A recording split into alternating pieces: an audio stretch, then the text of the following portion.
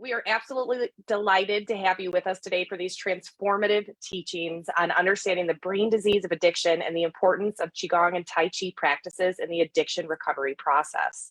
We also want to extend a huge thank you to our presenter, Annette Franks, who is returning for yet another powerful fifth Saturday gathering on the cloud. We're so honored and grateful to be able to welcome Annette into this space. So without further ado, I'd like to introduce our presenter today, Annette Franks. Annette is a certified corporate wellness coach. She's a holistic health advisor, motivational speaker, and she's also a licensed professional counselor. She has over 40 years of experience working with individuals and organizations, including some well-known Fortune 500 companies. She conducts empowerment seminars, does corporate training, professional development programs, and has an extensive background in the field of psychology, Gestalt psychotherapy practices, energy and functional medicine, holistic healthcare modalities, medical Qigong, and Tai Chi. She has a special focus with addiction and substance abuse as well. And additionally, she is also tied into the organization as she is a Tai Chi Easy senior trainer, as well as a certified Tai Chi and Qigong teacher with IIQTC. She's a wonderful friend and a champion for the Healer Within Foundation, and we are beyond grateful for this connection and to have her here today. And lastly, in support of all of our programming and the value that it may bring to your life, we invite you to open up your hearts and help us further our mission by making a free will donation for an amount that feels aligned to you. As a not-for-profit, every donation, no matter how big or small, it really truly makes an impact and helps propel our mission of training thousands to improve the health of millions.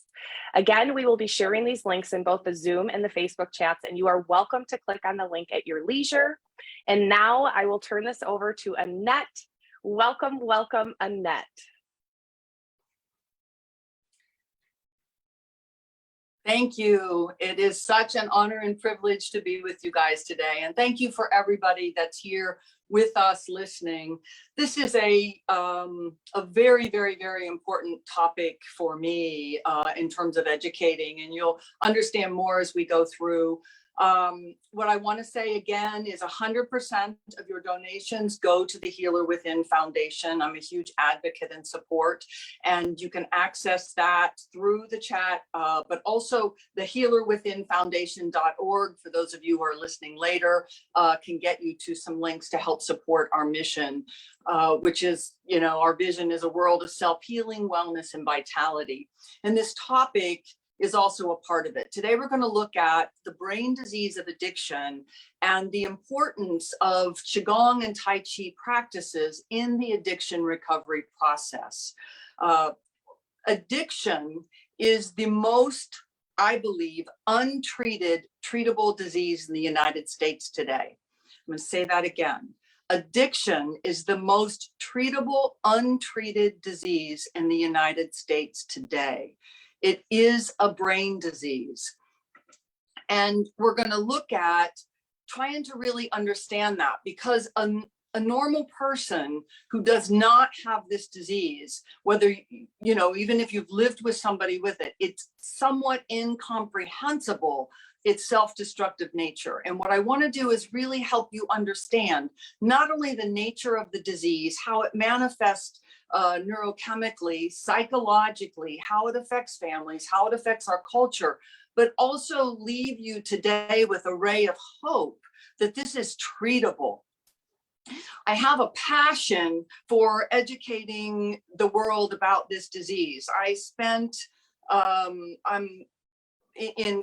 my main home is in Columbus, Ohio, and we have created, I was one of the founding faculty and also executive board member of the Addiction Studies Institute here in Columbus, Ohio. And it is actually the largest addiction studies institute that trains professionals in the Midwest. And again, I have a passion for educating people about this disease because it is treatable if we understand it and can identify it and see it and do the right things.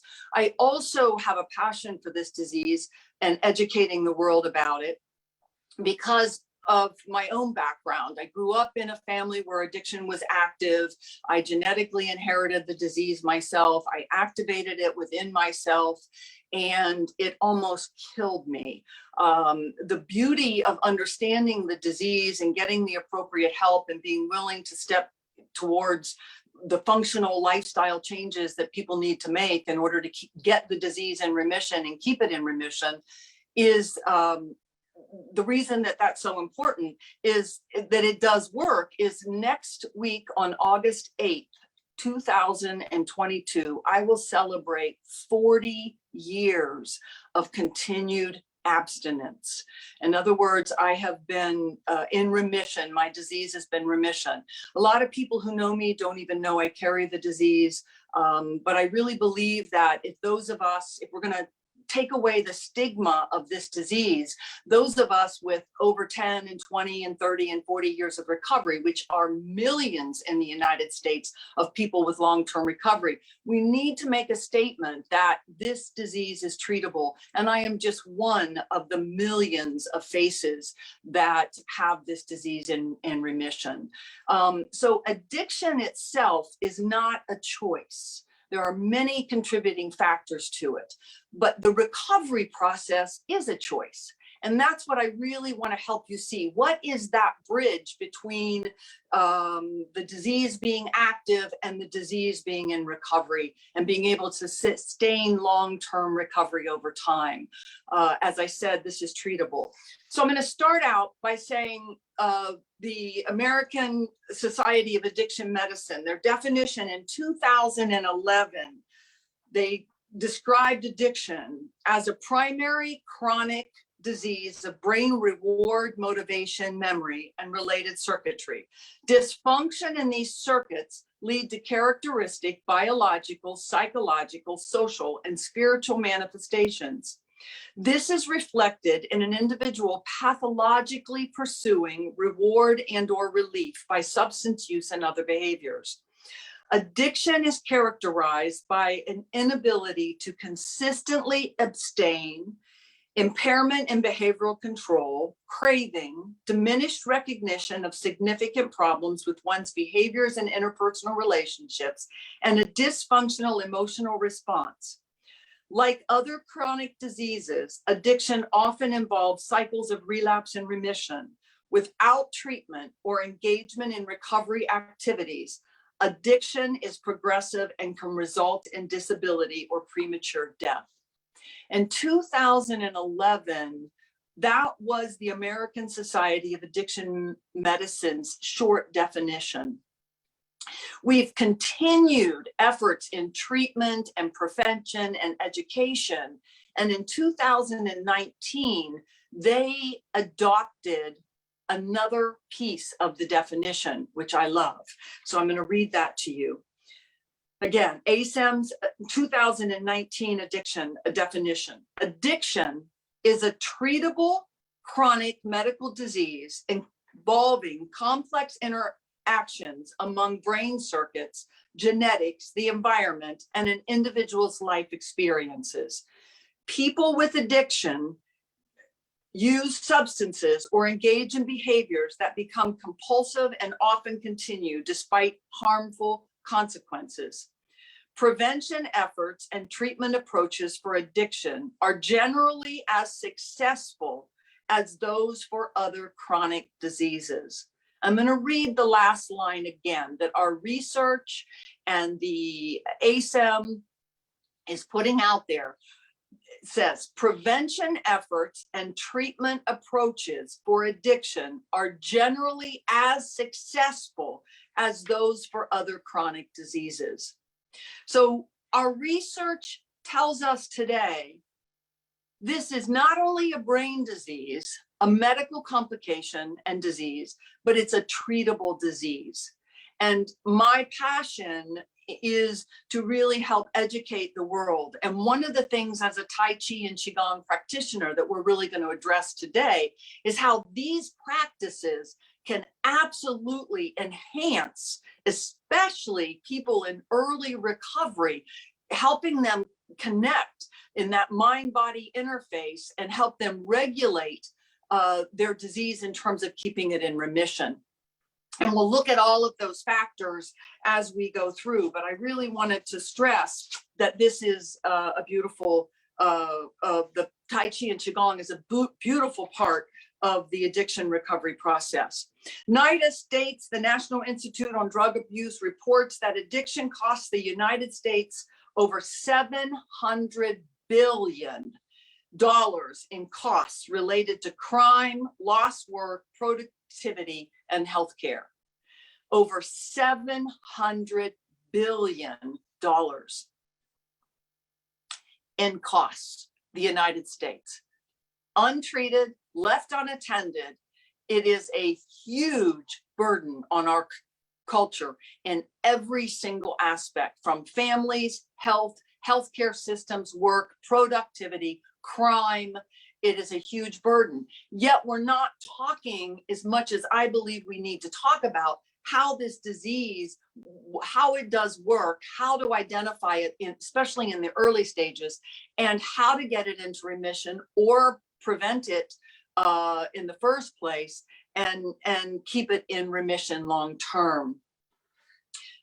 When I first started working in the field, we used to say that 1 out of 10 people would activate the brain disease of addiction.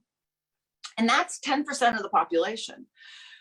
Now today, we believe that 1 in 7 people are activating the brain disease of addiction. And it wouldn't surprise me if that number isn't even more, because addiction isn't new.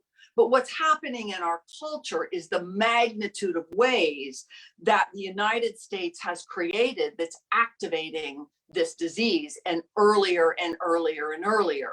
You know, it used to be 100 years ago, it was alcohol and some other kinds of drugs. But today there are so many things. We now call it process addictions, gambling, sexual addictions, shopping addictions, spending addictions, workaholism.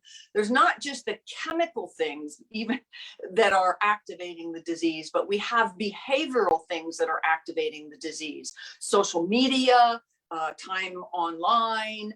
There's a lot of things that are now starting to touch the lives of people at younger and younger ages and flaring the pathways in the brain. And that's what I want to talk about, is help you understand a little bit more pathways in the brain.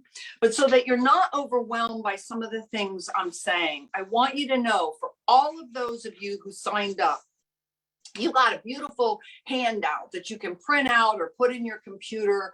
And there was, I think they attached them together, but there's a whole handout on many things that we're going to talk about that go more in depth. And again, you can access that through the healerwithinfoundation.org, or you can also access through my website, AnnetteFranks.com, a lot of this information. It's not going to be in the beautiful package that we put together for this presentation, but you can have free of charge. You don't need to sign up. It's there. Lots of wonderful information.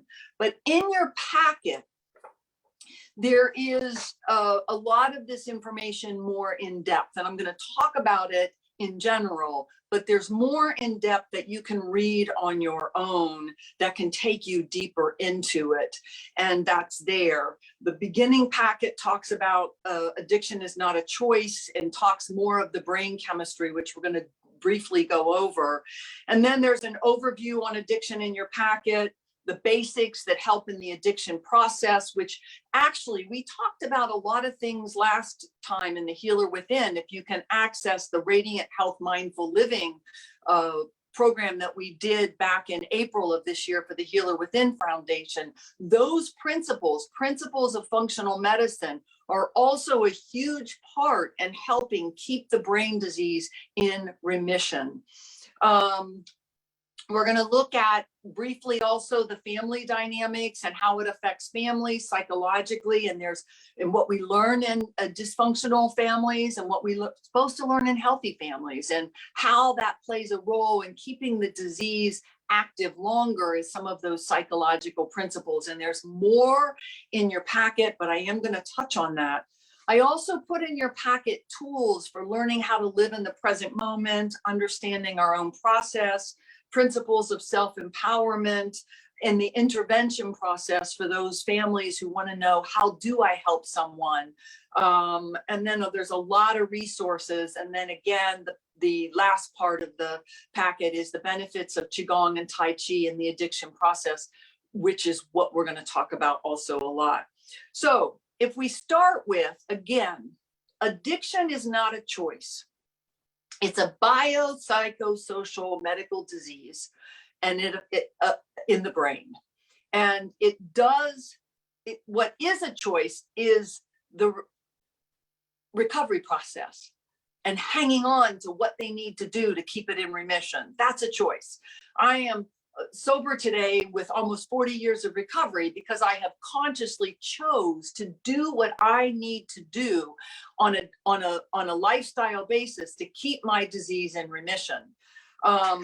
So we'll talk about it. We know that it is a primary disease, and there's lots of things that play into effect, but most people with the disease, it's inherited. It tends to run in family systems.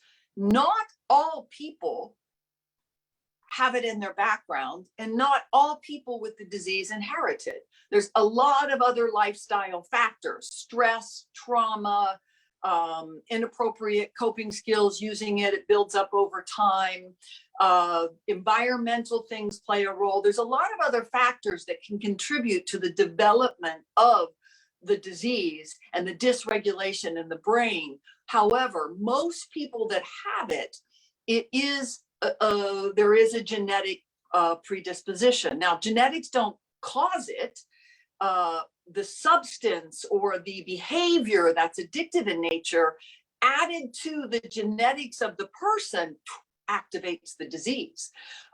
So it can lie dormant in someone throughout their life. We know that they can actually pass it on to their own children, even if they did not activate theirs, because they chose not to use mood-altering substances or behaviors. And so it remained in remission without activation. Prevention is a key to this also. But for a lot of people who activate it, there is, for many people, a genetic component. Not for all. So it's a primary disease that affects three major parts of the brain. The first area of the brain is the midbrain, which is also known as the limbic brain. And in that brain, there's a dysregulation that occurs in the nucleus accumbens, which is the primal part of the brain that says eat, drink,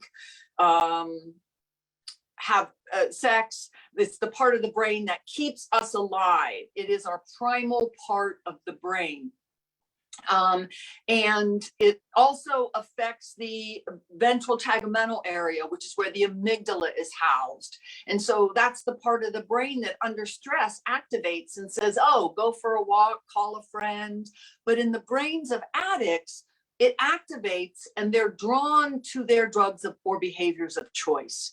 So, and it begins to be dysregulated. And so that's sort of their first thought. In the world of recovery, we make a joke with people in recovery, first thought wrong. For a normal person, they might think under stress, like I said, go for a walk, call a friend. For someone with the brain disease of addiction, the first thought, especially when the disease is active and sometimes in early recovery until they've started to really re-regulate their brain, the first thought is use.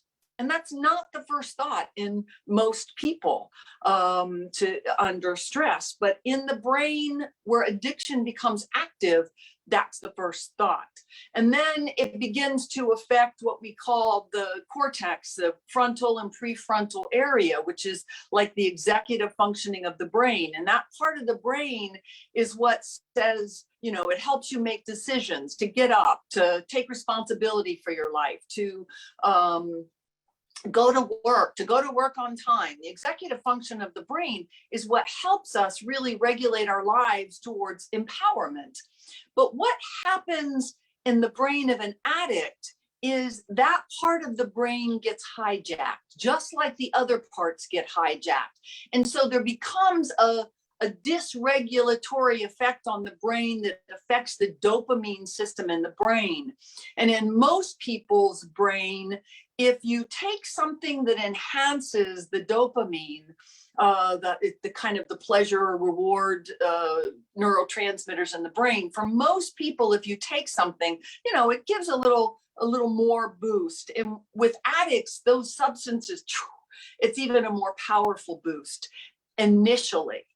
But then there becomes, over time, in the someone with the brain disease of addiction, a dysregulation in the dopamine transmitter system, and those pathways shut down. And over time, as the disease progresses, they begin to use just to feel normal. They don't get that buzz anymore, like a normal person might get if they have a nice glass of wine with dinner.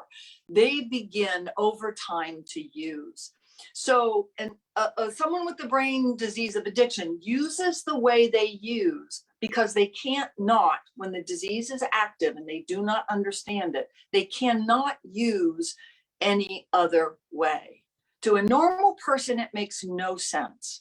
But to someone with the disease, they literally begin to become dysregulated and hardwired to look towards wholeness outside of self. And they begin to block that contact, not only with themselves and what's appropriate for their own self-care and work, but also block contact with the people they love. It's why the family psychologically becomes so distraught over time, because an addict's brain, when the addiction gets flared, I like to use an example here. When the disease lies dormant and then some kind of mood altering substance or substance comes into their life, it's like, wow, they're home. But over time, as the disease progresses, as you can see in my contact with you, my brain's dysregulated to the point where I'm starting to search for wholeness in more of whatever it is, or more of all those other behaviors and substances that feed that. And my connection to myself, my mind-body interface, my connection to you becomes stifled over time. Feeding this becomes the power card in an addict's brain. It doesn't make sense to a normal person. Normal person, why does he do that? Why does he always choose the alcohol or this or that over his children? Or why does she, spend so much when she knows that the budget's limited? That, a normal person, it doesn't make sense. But to an addict, it's about survival. And that's why I say to you, it's a primary disease that is a dysregulation in the brain, that as the disease progresses over time, it gets worse and more powerful towards it. And we're going to look at that. So like I said, in the old days, alcohol, it took a while for it to really grab its victims for a lot of people. It was a slower progression, especially in men. Today, though, our drugs and the availability of addictive substances behaviors are so plentiful and so much more powerful. That's what's happening is this primary disease is being activated at a younger age and taking people down faster. Like in my days when I was in high school in the 70s, they didn't have the amount or availability of the powerful drugs that we have access today, the fentanyl. And, today there's a lot more access to heroin. And in my day, heroin was a rare thing on the street. Very few people did it. It was usually a drug of, you saw it in areas of prostitution and extreme poverty, but you didn't see it in the average person. Today, heroin and fentanyl and prescription opioid use and abuse is very much, I could talk forever about all the different kinds, but we're having more and more and more powerful things interfere with our lives today, and it's activating people and taking them down faster. It's a very scary thing. So it's primary. I also like to say it's progressive. We break it down into early and middle stages. And like I said, initially, you look fine. And until you add whatever it is that grabs a person to feed that dysregulation, it's a slow progression. So it's like, oh, to a normal person, if they go out to dinner and they have this fabulous bottle of wine and have a glass of wine with dinner and they're sharing, it's like, oh, that's delicious. To an addict, oftentimes when they get whatever it is, it's like, oh, and they want more. They go home and order a case of it. And that might be an extreme example, but that's sometimes what happens. In an addict, the ego's mantra is more is better, more is better, more is better. And they do more and more and more. And as they do more, again, the dysregulation, it's like webs in the brain spiral out even more to dysregulate the person, and it becomes even more powerful. And you can't see that because our brains are inside of our skulls, but you can, if you really educate yourself about this disease, you can see the power and the dysregulatory effect over time. So early, middle, and late stages, early on, it's just a little part of someone's life. But as it progresses, it becomes more and more and more. They're searching for wholeness outside of themselves, and they've cut themselves off from themselves and their loved ones in what I call very real, authentic, deep ways. It's kind of like, and it's like, I like to say, use an elevator example. Once you activate this disease, it's like pushing the elevator, you're way up at the top and you're high up on the floors, and you push the elevator and the doors open and you walk in. And the disease progresses like that. You just go down and down. And the further you let that elevator go down, the more you are likely going to die. The longer we let the disease progress, the more we allow it to progress into the later stages, the harder it is to intervene, to treat, and to get that person off the elevator. The cool thing about this disease, and why I want people to understand, is if someone gets on the elevator, pushes the button to go down, if they really understand the disease and they start to see, whoa, I'm leaving my base of normal and my normal functioning, they can push stop and they can get off the elevator. They can't push the elevator. The elevator will not go back up to normal once the disease is active, but they can push stop, and they have to walk back up the stairs to get to normal. They have to rebuild step by step by step their life and undo some of the things that they lost as they were letting the disease progress. And just like the elevator, the more they allow that disease progress, the further they have to use the stairs to get back up, which is why a lot of people in the late stages feel so hopeless or helpless. It is still treatable, but it's harder. You got more stairs to climb back up to get back to a normal level. So know that it's primary, it's progressive, it's chronic. It doesn't go away. I still carry the disease in my body based on what the research says. However, I can keep it in remission as long as I don't use things that would reactivate the disease. So it's still there. I'm never cured, if you will. I can never have that one glass of wine. I've lost that privilege. Some people who know me today and know that I'm actually one of the happiest people I know, and I love life, they've said, I don't understand why you can't drink. And I love to use the joke that when you're born, God only gives you so many drink tickets. And I used all mine up in the first 24 years of my life. And so I don't have any more to use. And, I try to make light on it, but I can't. I'm one of those people that genetically carries the disease.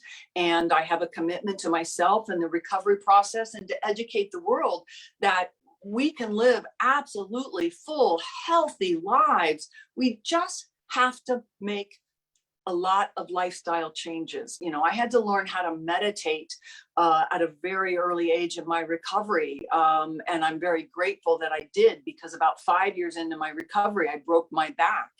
And I'm one of these people that any kind of opioid substance can re-trigger my disease. And the beautiful thing is, I had already learned how to meditate to change my brainwave state, which we're going to talk about the Qigong practices and their ability to do that. I had already learned how to meditate in a profound way so that I could use my deep meditations as a way to quell a lot of the horrific pain I was in. And I used no pain medication. I don't wish that on anybody, but I made it through that entire recovery process without any kind of mood altering substances. And, you know, throughout 40 years, I've really been fortunate to be able to use all kinds of things, including the Qigong practices in certain life areas. A couple of years ago, I had to have cataract surgery, and it was beautiful. I'm used to meditating, Qigong practices, even before I started doing Qigong. Like I said, I've learned I was doing yoga long before Qigong, but I went in and I asked the doctor, you know, because they typically put you under, and I said, I don't want to go under. Can I just use meditative practices? I know how to do it. Would you be willing to work with me? And he kind of looked at me and he knew I was serious. I said, I just don't want that in my veins. And he said, you know, the anesthetic, they did do a local, of course, but it was really beautiful because he says, all right, he goes, I'll work with you. He says, but I am going to have the anesthesiologist there, and I am going to have, you know, you're going to be hooked up. And he looked at me, he says, you wiggle one toe when I'm operating on you, where I'm going to order the anesthesiologist to slowly put it in. And I did not wiggle one toe. He did not have to use any anesthesia in my veins. And I made it through surgery successfully. And, you know, so my point in just sharing some of those personal examples is, you know, regardless of life, we really can, when we learn, you know, the recovery process, we can do all kinds of things to really mitigate reactivating the disease and really learning how to get this disease in remission. I really love to talk about hope. And we know that, so I said primary, progressive, chronic, like I said, it doesn't go away, and I do not take lightly my recovery. I really work to protect it. But we also know that it's fatal. The brain disease is designed to kill its victims. We are hardwired to die. It's crazy. And the insanity of the disease is, not only are we hardwired to die, it fools us along the way that we're okay. That's the psychological piece that we're going to talk about. It fools us into believing we're okay. It's everybody else is the problem. You know, we make jokes in recovery, you know, that it's like, you know, an addict is always pointing the finger to somebody else. You made me do that. It was your fault. You know, if you wouldn't have done this, if you would have done this different. Addicts love to blame. It's one of the major psychological symptoms of addiction is they love to blame people for why their life isn't working. And the reality is, you know, we always say there's one finger pointing out, but there's three fingers pointing back. And addicts in recovery have to learn how to take responsibility for their lives and their behaviors, and they have to learn how to be accountable. So denial, it fools its victims into believing they're okay. Everybody else is the problem. And blame. Denial and blame are the two psychological factors that really affect the addict themselves. And what happens over time, you know, most addicts live in families. They're not, you know, contrary to what people believe, addicts aren't your Skid Row, not working, not in families. That's a very small percent.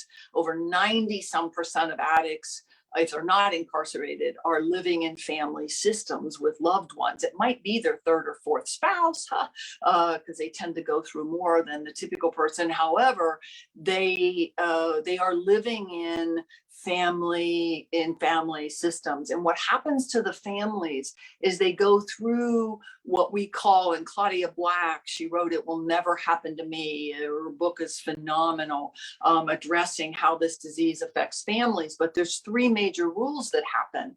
And in the family, they say, you don't talk about real issues. You don't express your feelings and how you feel, you numb them, and you don't trust that anything will be different or the world's going to be there for you. So you don't talk, you don't feel, you don't trust. And what happens is that sort of keeps the families closed, and they stop, talking to the world, because they don't want the world to know what's going on. Because if someone's abusing a substance, it looks inside the home without education that person is choosing to do that over being with their spouse or their children, or choosing to do it. But like I said, active addiction is not a choice. Recovery is a choice, but active addiction is not a choice. And the bridge from active addiction to recovery, where a person has to choose to do the work they need to do to get it in remission and keep it in remission, the bridge is education. And especially it starts with the people around the addict really understanding what this is about, so they can intervene, not when it reaches the late stage, but intervene in the early stages, that something isn't right in our family. Something isn't normal, whether it's an eating disorder, a workaholism, another mood-altering prescription. We're watching some of the young kids today get injured on the field, and doctors writing prescriptions for powerful opioid substances, and literally activating this great athlete, great kid, had a future, activating the disease, and off to the races he goes. No one's doing it intentionally, but because we're not really understanding what's happening, we're seeing this disease activated in so many ways today that we're hearing about it after the fact, at the funeral, okay? Instead of ahead of time, really paying attention. I like to say to people, if this is in your family, stop and pause. One of the reasons I believe that I'm alive today is because this was in my family active. Everyone in my family that carries it today, it's all in remission. We actually have well over 100 years of ongoing, actually 120 at this point, over 120 years of ongoing recovery. It's in remission. We look normal, we act normal, we are functioning at really great ways. However, we don't use, it's in remission. And, like I said, this is, if we educate people, we can understand it. And my father with his disease was activated. And when he went into treatment, that's when they began to plant seeds that it was a family disease. This disease runs in families. And I was in the midst of my own nightmare, but little seeds were beginning to be planted. And he actually walked into the recovery process ahead of me. And I could see hope through him. I could also understand through the treatment process that he went through when they involved the family, that this is bigger than what we as a culture had talked about. And that was over 45 years ago, when he almost 45, when he went into treatment. We've come a long way, but we've also come a long way in this field with more and more powerful substances and behaviors that are activating this brain disease at a younger age. So while we might know more today and we have more research, we're also activating it in the United States much sooner. So in your packet, I talk about, like I said, the family dynamics. And what I think is important for healthy functioning is families need to learn to talk about what's really happening, their pain, their emotions, what they're noticing, with someone they can trust, whether it's a professional or an Al-Anon or a 12-step program. They need to talk about, or a clergy or someone in their church or their best friend. We need to talk about how this disease, if if we're living close to it, how it's affecting us. We need to learn how to process our emotions about it. And we need to trust that we can help get our loved one help. And so well people and well families, if somebody's behavior becomes dysfunctional, we talk about it, we share how we feel, and we do what we need to do behavioral wise to get that person back in line. That's what normal healthy families do. If a child gets out of line some way or some tragedy happens, they don't just let things drift off, okay? But they move back to balance, and that's what healthy systems do. But with the brain disease of addiction, what happens is it's like a mobile, one of those things that hang from the ceiling, a wind chime. If you pull on the wind chime, the rest of it moves and it tries to go back into a homeostasis. That's healthy functioning. Families operate the same way. But with the brain disease of addiction, as I said, you put that black ball back in my hand and it starts to get deregulated. And what happens is the whole family begins to operate out of left field. And so when working with family systems around this disease, we've got to, oftentimes we get the families first for other diagnoses, depression, you name it. But we need to pull whoever we can back to center and eventually prepare for an intervention to try to get the addict the help that they need. I want to stress in this that we know through research today, the number one resource for treating addiction and keeping people in long-term recovery now points out to 12-step programs. That's your AA, NA, Narcotics Anonymous, Gamblers Anonymous. It's your 12-step programs is the number one lifelong support in helping people get sober, keeping people sober, and helping them move towards a quality of life. The research is out without a shadow of a doubt. The thing for interventions and helping families, if someone says, well, why do you put them in treatment? Treatment helps. The longer the disease progresses or the more powerful the substances they are or the environment around that person, if they don't have a stable environment to go back to, inpatient treatment or halfway house or outpatient intensive treatment or counseling, those things really help speed up the stabilization of the body. Like, I really believe in inpatient treatment, taking someone from their environment. What that does is it pulls the substances out of them, puts them in a safe place, and begins to educate them about the disease so that the brain begins to have an opportunity to rewire itself. It doesn't heal it, like I said, it's a chronic disease, but over time it starts to rewire itself if we do what we need to do. And as I said, the principles of lifestyle, healthy functioning, like we talked about radiant health, mindful living last week, is really important. The last time that we did the Healer Within, it was in April. But it's kind of like what we're doing is we're trying to, and I know these are silly, but hopefully give you the visual. We take away their drugs of choice and they're still focused on it, but we try to implement things that help increase the dopamine in the system again. Because remember, long-term addiction dysregulates or downregulates the dopamine pathway, so they begin to use to feel normal. And what recovery is all about is trying to reawaken those pathways and give them other things that help open up the brain so that in time, in the recovery process, stress happens. They don't think use and relapse. They think hot bath, go for a walk, call a friend, go to another 12-step meeting. They think about things that literally help increase the dopamine in the brain. That's the eye contact. That's the connection to other people.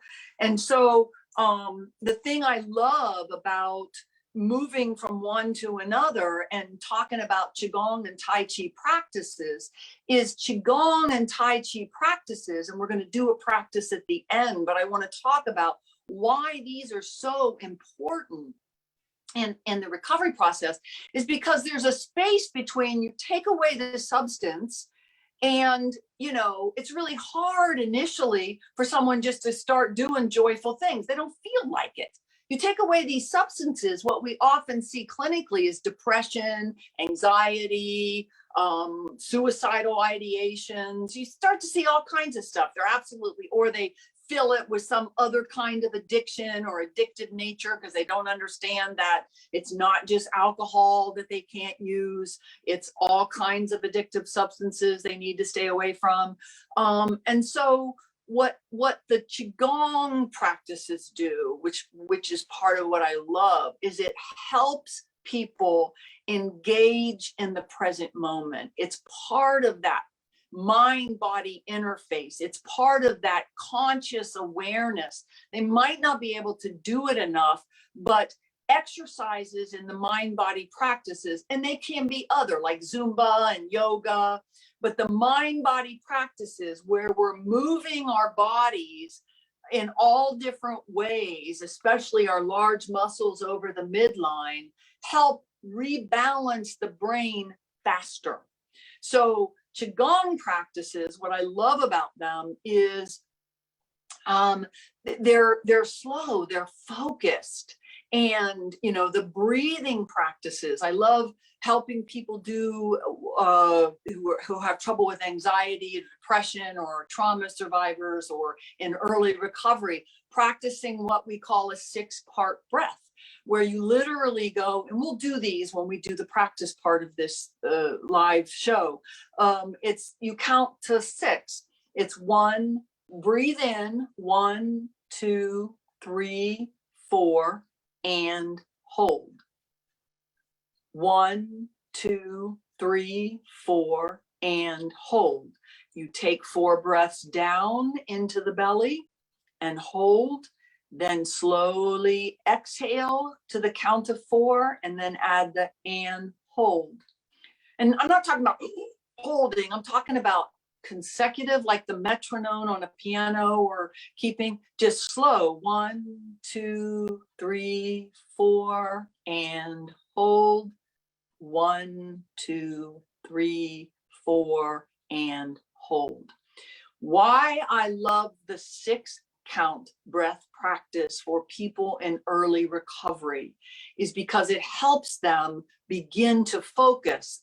You know, they can focus on the number 1, 2, 3, 4, and on holding it at the bottom and slowly letting it out. Because believe it or not, if you're normal, you don't understand this, but believe it or not, it's really people in early recovery and in active addiction, they really have trouble focusing in the moment.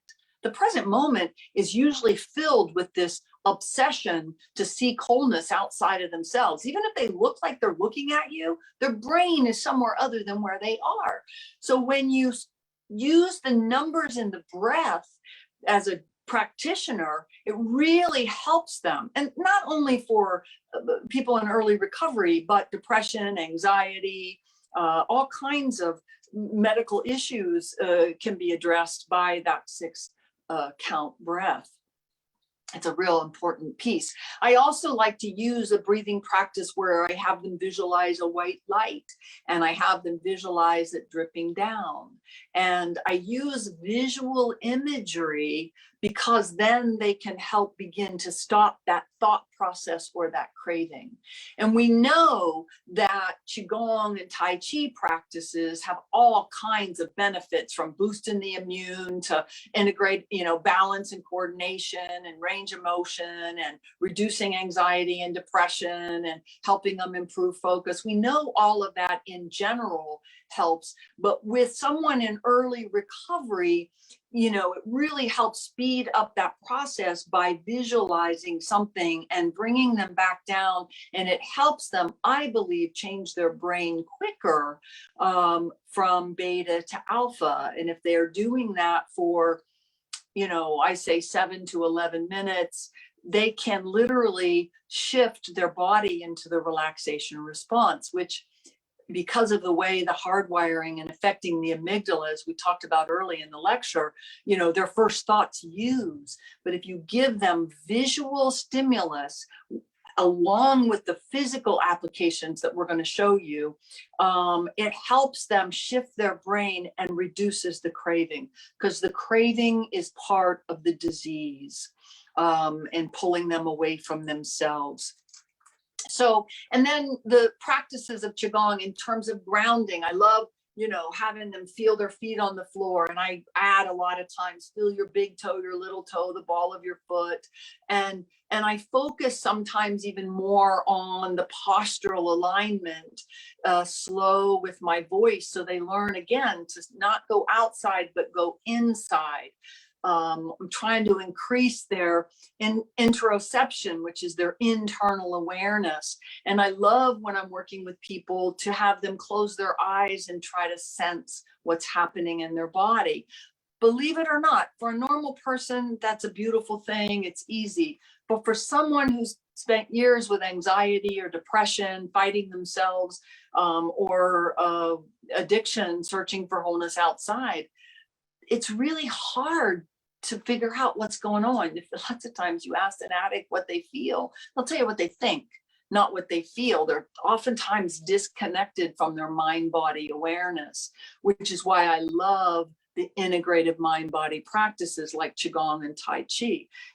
Anybody can exercise and increase cardio, because and you can get on a bike and you can do all that rote, and you can literally in your mind be somewhere other than where you are.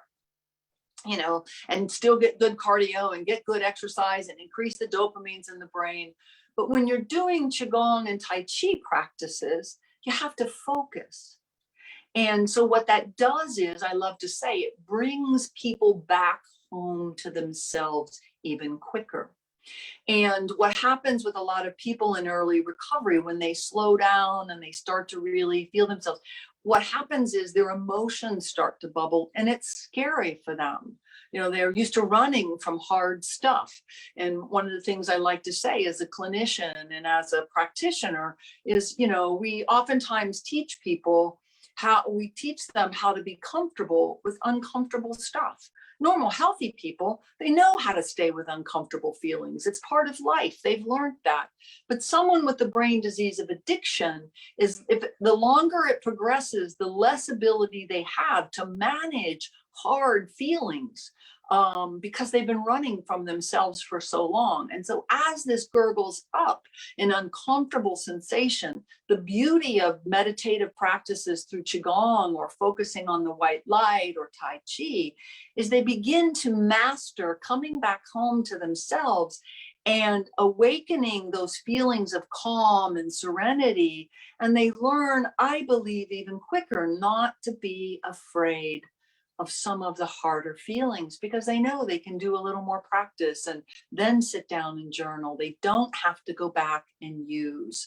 So grounding techniques in the Qigong practice are really good in terms of feeling your feet and closing your eyes and deep breathing and visualizing the white light. All of those things really help. The postural alignment, the slow, graceful movements, the focusing inward and the breathing help really increase, I believe, Qigong practitioners' ability to, if they're in early recovery, to really master not being afraid to re-engage in life. Had I not already had learned to meditate when I broke my back, and had I taken prescription drugs, I could have been at risk of reactivating my disease. But had I not already had those tools in place when that occurred, I might have been really frightened that, what's going to happen, and spiral down. Fortunately, I already had beautiful practices in place and continue to use them in my daily life that really help soothe the internal processes when life gets hard, because it does at times. The neat thing about recovery for me is I don't don't do things myself to screw my life up. But sometimes life is hard, just life is hard. And the beautiful thing about these practices is they enhance our ability to gracefully move through life. So I'm going to look at my notes really quick, just to make sure I've given you, before we go into the practice, a whole plethora. I want to say, the thing I really want to leave you with is this understanding that we can prevent the activation if we understand it. Once we've activated the disease, we can arrest it in the early stages, and the early we arrest it, the greater chances of recovery are. The longer we let it progress, and the more powerful the drugs and the more kinds of things that people use, if they have a whole toolbox of things that activate, is the harder they is to step by step get back up. I also want to reiterate that while the Qigong and Tai Chi practices are a beautiful part for many reasons, including seeing everybody on a regular basis, weekly, and building community, which we know is a big, big piece of keeping people in recovery. It's part of the process in 12-step communities. I want to reinforce again that 12-step participation is the number one thing we have today to get people in remission and keep them in remission lifelong. And that we have millions of Americans today walking around in long-term remission from the brain disease of addiction. That we need to change the stigma. We hear about the relapse, or we hear about the destruction, but we need to change the stigma, which is why I'm really big in educating people and share my own journey. We need to change the stigma. Like I said, anybody that knows me and is close to me knows I'm one of the happiest people. I love my life. I love life. And, recovery, it has only enhanced my life. I just have to work harder than the average person to keep that life balance. And my Qigong and Tai Chi practices are a part of the beautiful tools that I use. So in the medical disease model, there are 3 criteria. And I'm going to reiterate that in a summary way for the disease. One is there is the craving, and that's what I talked about in that dysregulation. It starts out as small, periodic, and then it gets worse and worse as the disease progresses. There is a loss of control that begins to occur later in the early stages, which means once someone picks it up, they can no longer control how much they're going to use. I'm not talking about they need it every day. I'm talking about when they do use, it interacts with the brain, the dysregulation goes off, and they can no longer on a consistent basis control how much they're going to use. You see it in people, say, oh, I promise I'm going to stop at 2, or I promise I'm never going to drink and drive again. I promise I'm never going to spend that much. I'm only going to, spend an hour in the casino. I'll be home by a certain hour. They make a lot of broken promises, but they can't consistently, once they activate it, control how much. They cannot use. Okay, if as long as it's not the late stages of the disease. In the early and middle stage, they can say, I'm not going to use. And they might not for a week or 2 or 3 or 2 months. But once they pick it back up, because remember, it's a chronic disease, they can't control how much. And very soon they go back to where they were, if not worse. So it doesn't get better. It gets worse unless we get it in remission, and then our lives get better as it stays in remission. So there's craving, loss of control, and the third criteria for the diagnosis of addiction, whether it's a behavioral or what we call a process addiction or a chemical addiction, the third criteria is there is persistent use regardless of the consequences. Okay? And that's the broken promises. They don't care. They end up, they don't care, and they don't care that they don't care. And without proper education, intervention, and treatment, people with this disease active will continue to use until they die. They will not wake up one morning and say, I think I'm just going to stop forever. It's not the way the brain works. The survival brain tells them to keep using. I'll say this and then we'll go into our practice. I used to say, because it felt like this to me when my disease was really crazy when I was in college. It was just absolutely horrific for me. And I didn't understand it because I was an honor student. I was an honor student all through high school. I was an honor student in college. I was one of those people that would get perfect scores on your algebra and physics tests. And, I'd blow the curve because I would get, I had this amazing genetic gift, brain of intelligence. However, it didn't make sense why I couldn't control how much I used, because I didn't understand I had to stop completely. So I would always go out with full intention of not using, only a few, have a good time, but then I would end up using too much. And so that's part of what happens. Once they start, they can no longer control how much. And I used to think there was this little, the way I like to say it is this little devil and there's a little angel on my shoulder.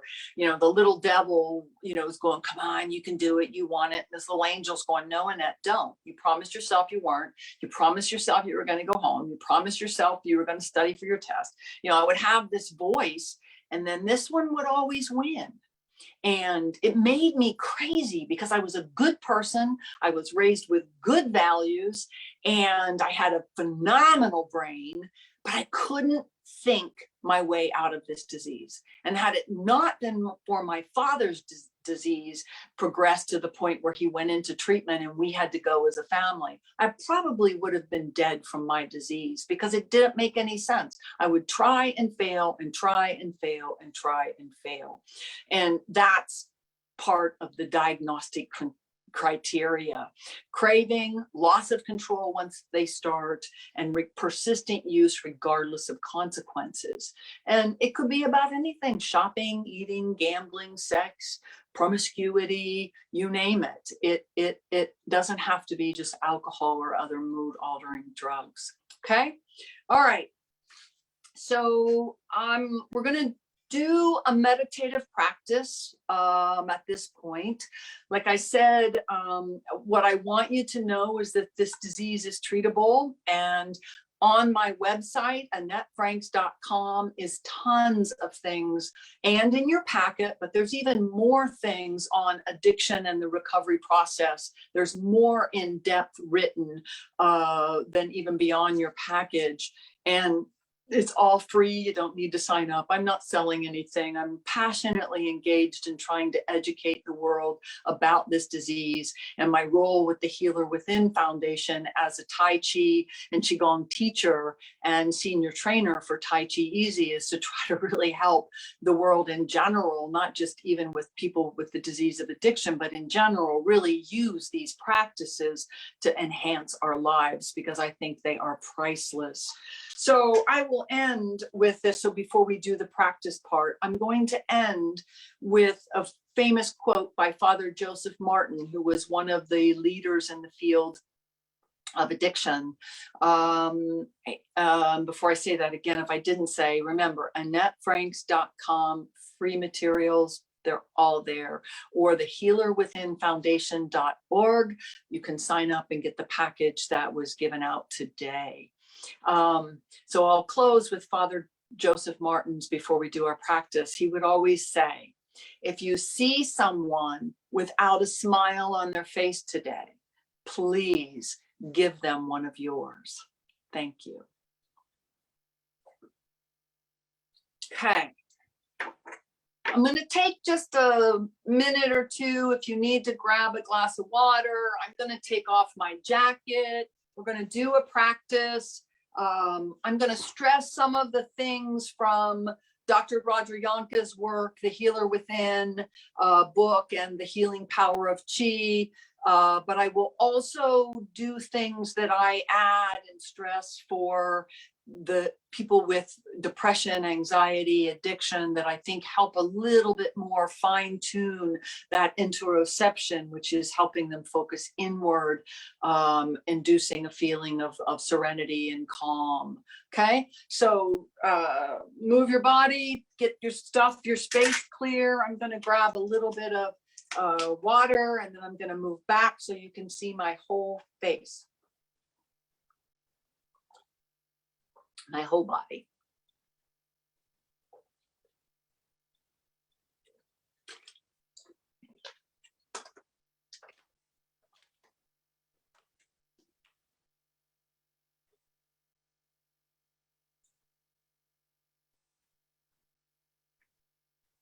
Just want to wiggle out, standing up for a while. Okay, I think you can see me. Yes, good. You can see my toes. I left my shoes off so you can see them. Okay, let's start by just being in our bodies, feeling our feet on the floor and wiggling a little bit before we do anything. Just kind of, if you've been sitting listening to me for the last hour, I've been standing, just kind of want to move your body and bring your energy a little bit in your mind into the here and now as we start with the postural alignment. Okay. Feel your feet a shoulder width apart. Okay. Relax your knees. Press your big toe against the floor, your little toe, the ball of your foot. Press the heel of your foot and point your tailbone towards the ground. Okay. Relax your knees, relax your hips. Lengthen your spine, lengthen the back of your neck. And visualize the gold cord suspending you from the heavens coming down. So lengthen your spine. Okay. Soften your shoulders. Soften your elbows. Soften your jaw. And we'll start with the focus on the 6 count breath. And I'll count out loud the first couple of times, and then I'm going to be quiet while you do it on your own at your own pace, just in case my breathing is different than yours. Okay? So we'll start the long breath in.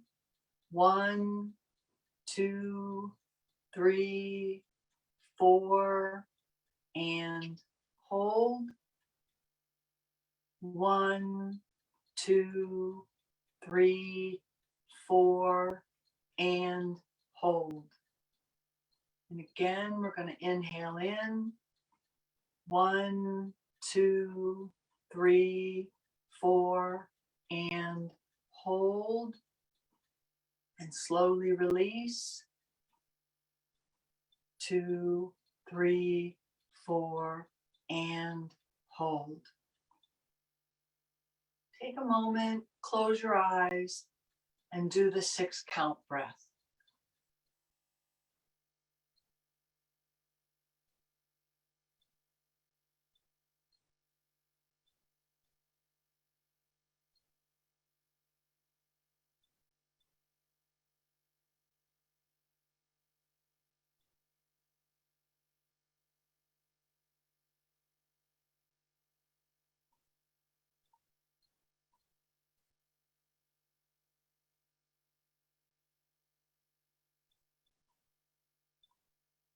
Remembering as we breathe deep into our belly, it activates the vagus nerve, which helps shift our system into calm.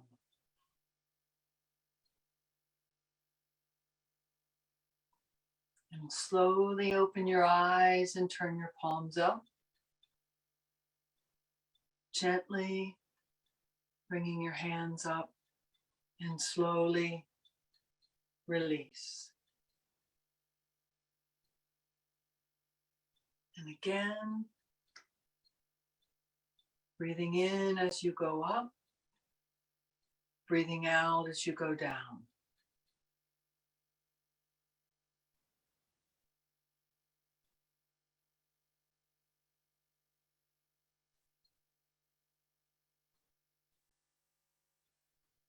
Now close your eyes for 3 deep breaths while you keep the flowing motion.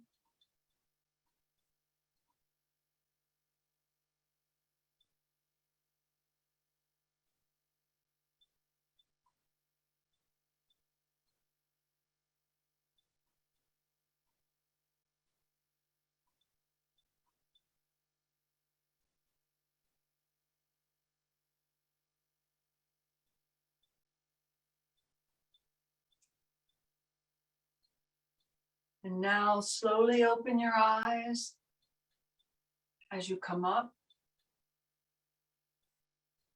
And this time when you come up, raise your heels and then slowly bring your heels back down. And again, raise your heels and slowly bring your hands back down. One more time with your eyes open.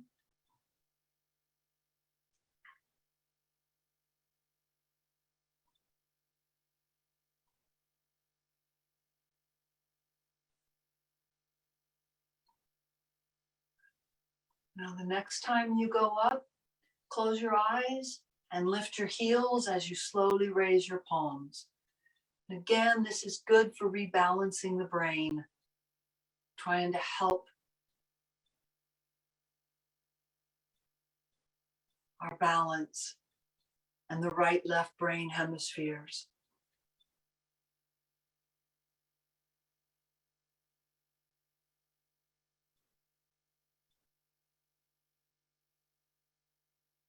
Okay, slowly open your eyes. This time we're going to go up with an immune pump, stretch up, and now we're going to squeeze all the way down. And why I love doing this exercise, this one with addicts, is I say, notice your fists, notice your toes, notice your muscles, notice what you notice. And like I said, with people in recovery, they're not really paying attention to all the muscles in their body. And slowly becoming aware as they squeeze, what is all of that like? And we know as Qigong practitioners, it helps boost the immune system when we literally contract our muscles and pump our lymph nodes. And the immune system needs optimized, especially for people in early recovery. So we want to keep doing this. And then we're going to add a little immune pump with the hands, all through the body parts. For a Qigong person, this is just normal routine in boosting our immune and activating our lymph nodes and activating our vagus nerve. You know, we're used to this. But to someone in recovery, they're not used to really being present in their body. Their brain has been somewhere other than where they are. So all of these kinds of exercises, and they have to focus on what they're doing, help them come back to the present moment and to rebuild that ability even faster. Okay, let's do a little bit of hand massage while we're standing here. Okay, and again, notice what you notice. I like to use, especially with people in early recovery, essential oils and a little bit of orange, and putting in the palm of their hands and rubbing it together, and then slowly breathing that in helps also awaken those parts of the brain that have been deadened, but it also helps create another way of deliciously engaging in the present moment with something that is healthy and not addictive in a dark way. So do a little bit massage. Okay, now let's move that out. I like to also have them focus on, as with all Qigong practices, but the shoulder movements and elbow movements and wrist movements, and just slowly noticing what you notice. What do you notice? Okay, and a little bit of hips, motions. We always do this in our retreats, mind body health retreats in Costa Rica. It helps prepare us for the salsa dancing that we're going to do if we choose to at night, but just kind of do some crazy eights, opening up those hips. And again, if they're focused on their feet and their weight and they're paying attention, all of that interface between the muscles and the brain help rebalance the hemispheres in the brain even more for addicts. So any kinds of movements and having them pay attention is really, really healthy. Okay, let's shake that out. Okay, and then take a moment and pause. We're going to close with the 10 phases because our time is nearing the end. Again, the work of Dr. Roger Yanka and the 10 phases. We're going to close and really focusing on feeling the energy and trying to wake up the chi. Again, I love talking about the chi ball with addicts because it gives them a focus. They begin to feel and experience the energy that's ethereal. It's there, but it isn't tangible like the substance. It's something that's within us that they didn't even realize could be awakened, that helps really feel a deeper connection to ourselves and to life and a calm. So let's slow down for a minute. Let's go back to our posture, feet shoulder width apart. Relax the knees. Okay.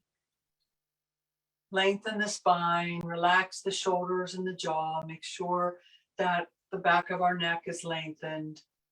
And then we're going to slowly shift our weight to the left while we slowly open and form the ball of chi.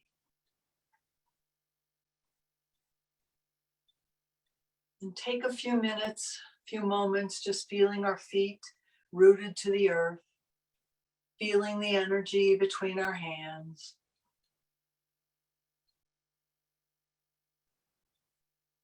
Notice what you notice with your eyes open, and take a moment to feel the energy between your hands with your eyes closed.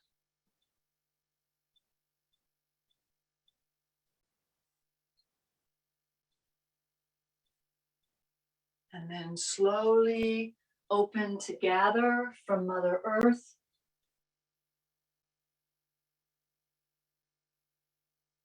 And from Father Sky, pulling the energy down. And again.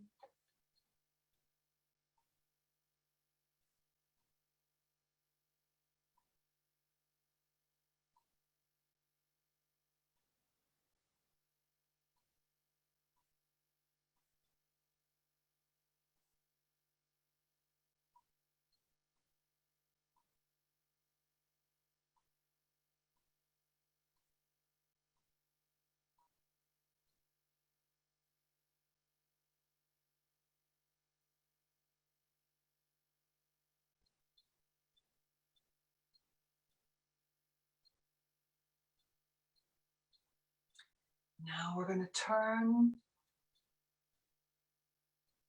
put our feet perpendicular, and we're going to push out, bring the energy back, push down.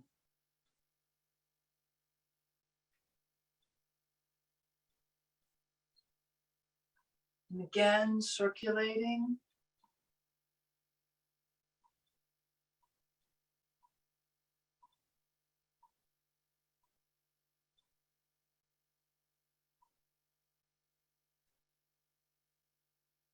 And one more time on this side.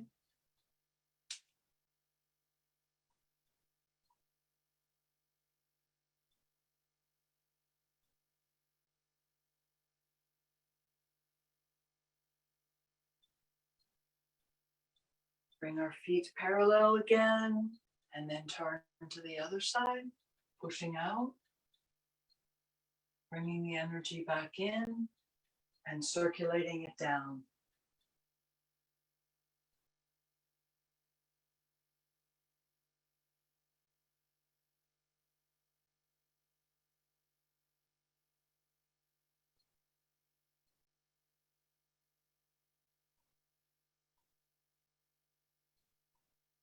One last time on this side.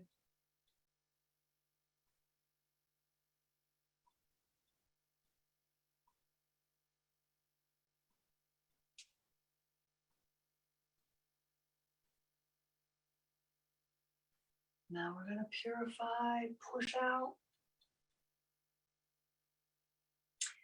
In the recovery process, I like to say, push away, clear the space, make your world sacred. Only bring back in things that serve you. And then give to the heavens that which you feel powerless over. Bring back in the light of consciousness. Push out from the heart center any old hurts or wounds so that we don't hang on to anger or resentment, and bring back in love and light. And then let Mother Earth recycle those things you need to get rid of that no longer serve you. And again, in the quiet, out.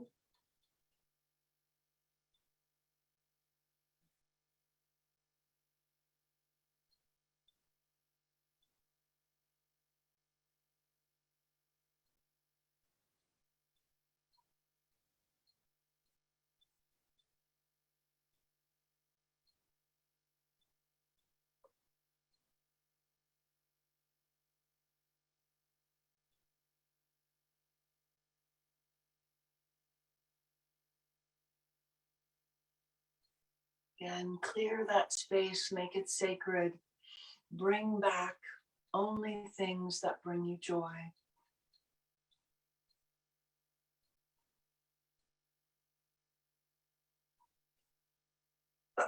Excuse me.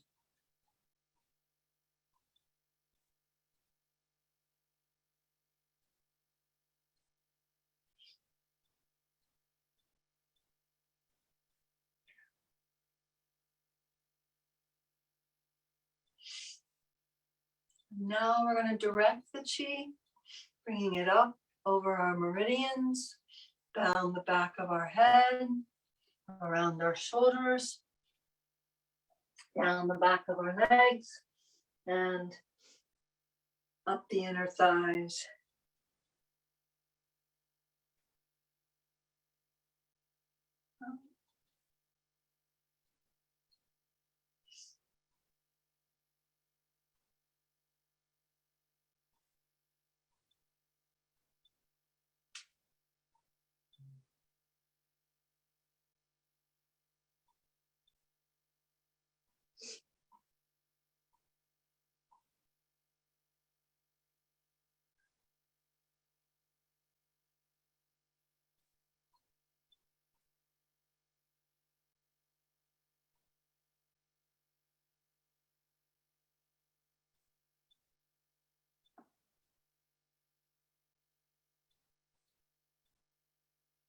Now we're going to conserve the chi. Scoop it up.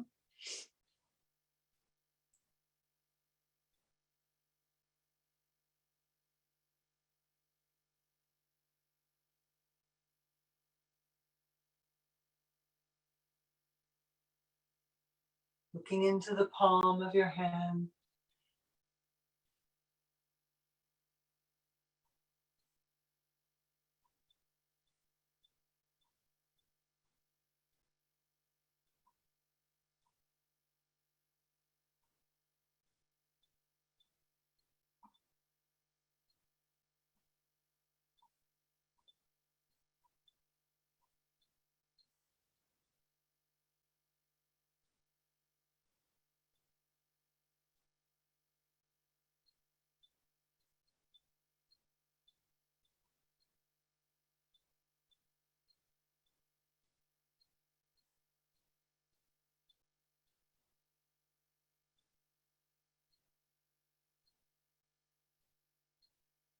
This time, drop your hands. Bring your hands up. And store the chi, showering whatever parts of your body need the energy. Visualizing the white light radiating from your palms, showering down deep into your bone marrow.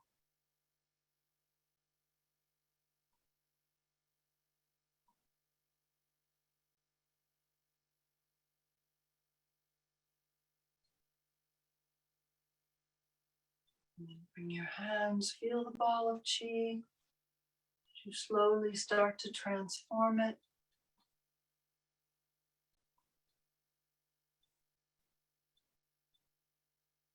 Like a slinky opening up in between your hands, opening your heart center as you expand, bringing them together.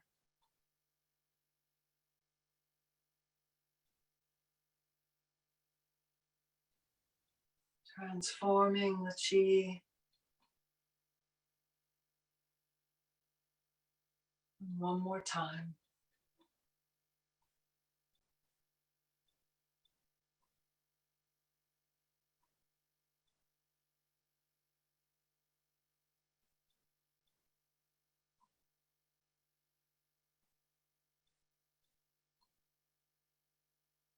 Feel the energy between your hands as you feel the ball of chi slowly allowing it to dissolve. Breathing in deeply and bringing your hands to prayer form. Feeling that pause. Breathing in your light, your joy, your serenity. And raising your hands, like to end with the heart, extending it out. Transmitting the chi to all those around you. And again, bringing your hands up to the heavens. Being grateful for all that you are and extending that love and light out to the world.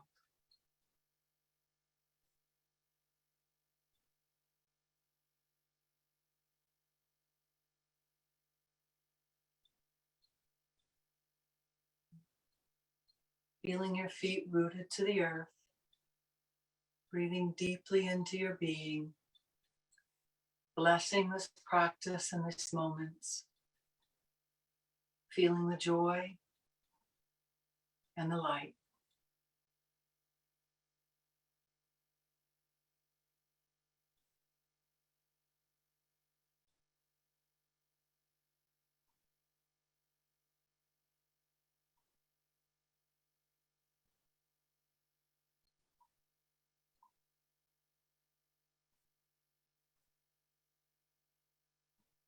Thank you for this opportunity today.